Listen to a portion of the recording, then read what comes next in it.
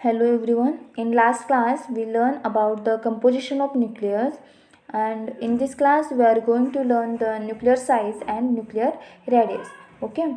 What is the composition of nucleus? Nucleus is composed of a positively charged protons and neutrons at the center, and electrons are revolving around the nucleus. Okay.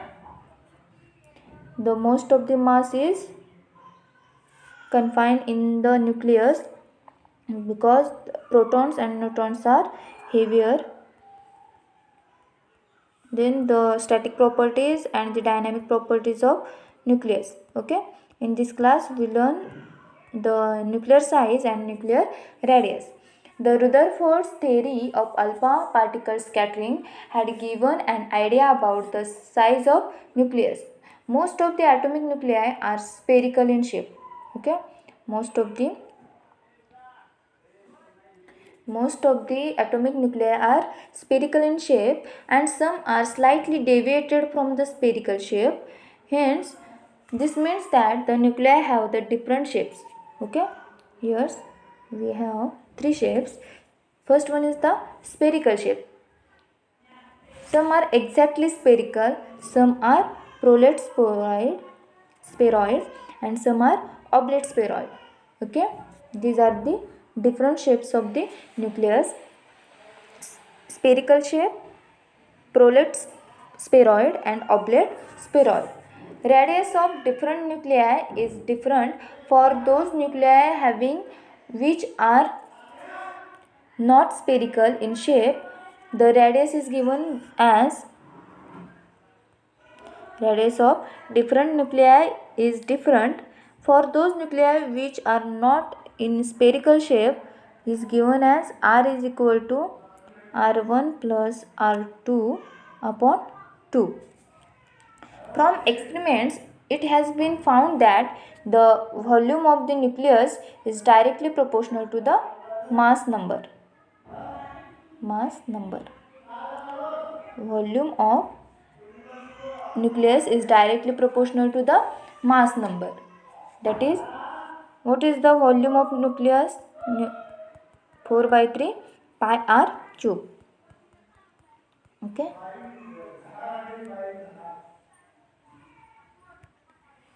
It is given by 4 by 3 pi r cube is directly proportional to A, that is the mass number. Okay.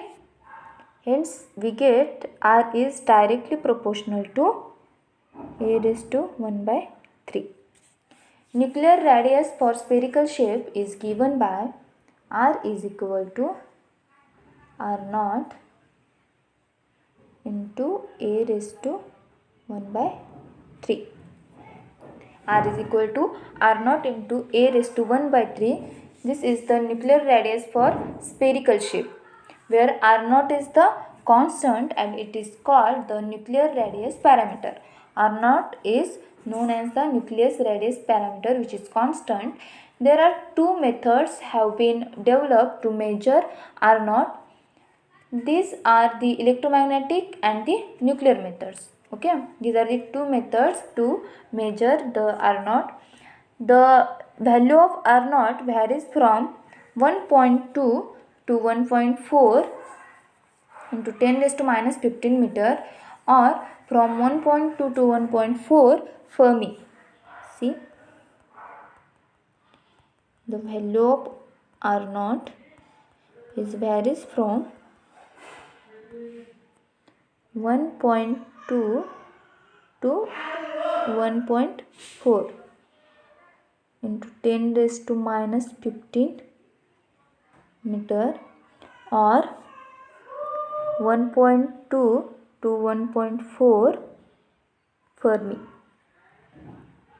Okay. Important for your examination. 1 Fermi is 10 raised to minus 15 meter. The value of 1 Fermi is 10 raised to minus 15 meter.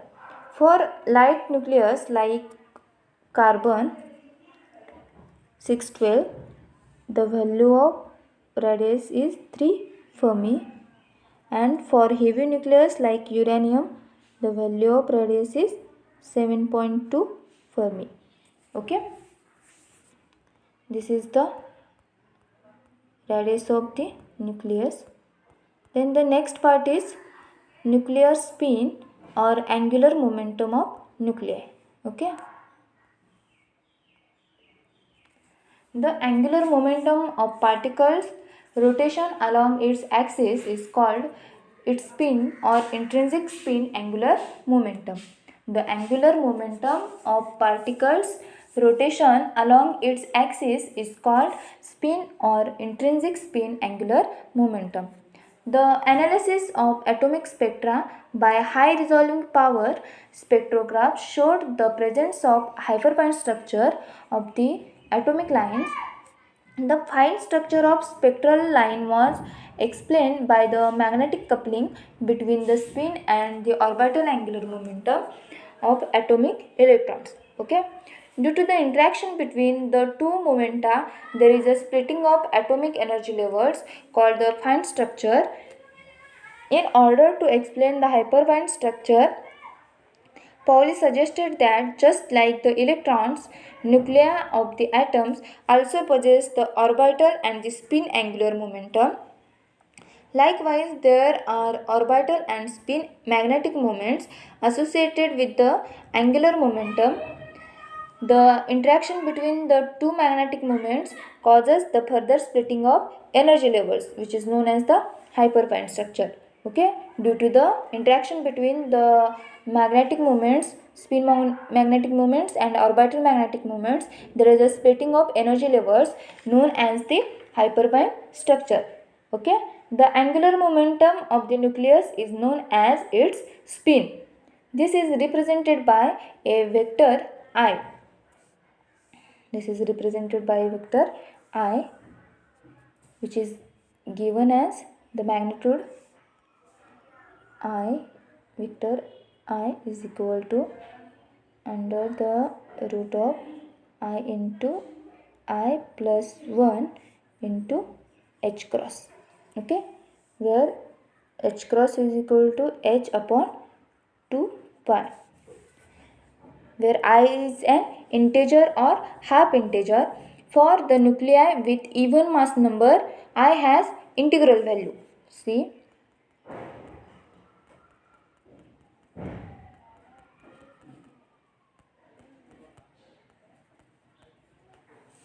for the nucleus for nuclei with even mass number, I has integral value. For the nuclei with odd mass number, I has half integral value. If both Z and A are even, the value of I is 0 in the ground state of nuclei. For the protons and neutrons, I has a value equal to 1 by 2 H cross. This is most important part for your examination. For nuclei with even mass number, I has an integer value. Okay. For nuclei with odd mass number, I has half integral value. If both Z and A are even, the value of I is 0 in the ground state. For the protons and neutrons, I has a value equal to 1 by 2 H cross. Okay. This is regarding the nuclear spin. Okay, and the angular momentum of nuclei. Then what is the conclusion about the nuclear spin? It is impossible to stop the spin rotation of nucleus and nucleons. It is impossible to stop the spin rotation of nucleus and nucleons. They are always spin, they are always rotate. We cannot stop it. Okay, the nuclear spin axis is either parallel or anti-parallel to the quantization direction. The direction of nuclear spin can only be changed without the change of its magnitude. I is 0 or integer or half integer value. Okay, the maximum value of I for stable nuclei has been found to be 9 by 2, and it is given by I Z square max is equal to I into I plus 1. Okay, this is the maximum value of I for stable nuclei, and it has been found to be 9/2. This is the overall conclusion about the nuclear spin. Okay, in this class we learn the nuclear size, the shape of the nucleus, that is, some are spherical, some are oblate, some are prolate, spheroid. Okay, then the radius of the nucleus and the nuclear spin. Okay, thank you.